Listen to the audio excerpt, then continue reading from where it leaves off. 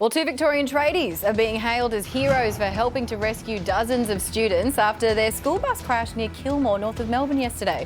The bus had run off the road and slammed into a tree, claiming the life of a much-loved bus driver. One child was also taken to hospital but has since been discharged. And the two heroic tradies who were first on the scene, Colby, Bartels and Adam Smith, join us now. Colby, take us through the moment that you arrived at the crash site.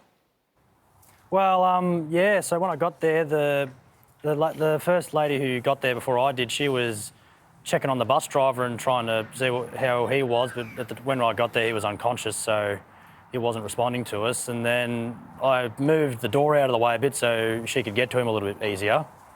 And then by the time I'd done all that, everyone else started turning up, including Adam here next to me. And then we moved our way around to the other side of the bus to try to figure out how to get on to help the kids inside. So I want to get to that and what happened after that in a sec. But Adam, you turned up at that point, I guess. What was your story? How did you get involved?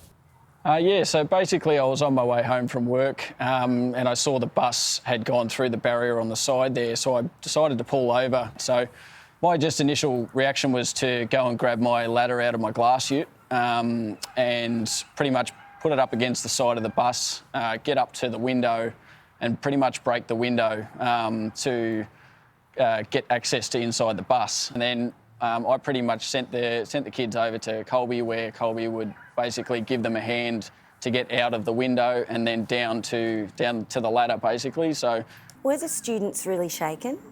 Yeah, they were. Quite a few of them were, as you would imagine, they were pretty shaken up and a bit teary about the whole situation. I mean, I couldn't really blame them for what they've just been through. And so, do you two know each other? Yeah, there's a funny story about that, actually. Colby's partner actually she's been cutting my hair for the last 5 years, and it was funny because on Sunday I actually have a friend that I went and watched his basketball, and Colby's on the same team, so I was actually watching Colby play basketball on that Sunday. But we'd never met before that. We'd never met each other before that. After we'd sort of got all the kids off and we were giving our details to the constable that was on scene there with us, giving her our name and stuff, and when I said my full name to the police officer, he's like, hang on a second, I know you. Yeah. Colby basically said his name. I was like, is your partner such and such? I think she cuts my hair. So, but basically, like in the moment, you sort of just realise the situation, you take control of the situation, doesn't really matter who it is, who's around, everyone, the whole community came together and I'm sure Colby can agree that we can't thank the emergency services enough for what they do and going out every single day and doing what they do. They're the true sort of heroes. They're the ones that deserve the credit. Well, boys, you've got to take care of yourselves because you took care of a lot of people yesterday. Thank you so much for your efforts. No worries. It's all right. We'd do it again if we had to. Absolutely, yeah.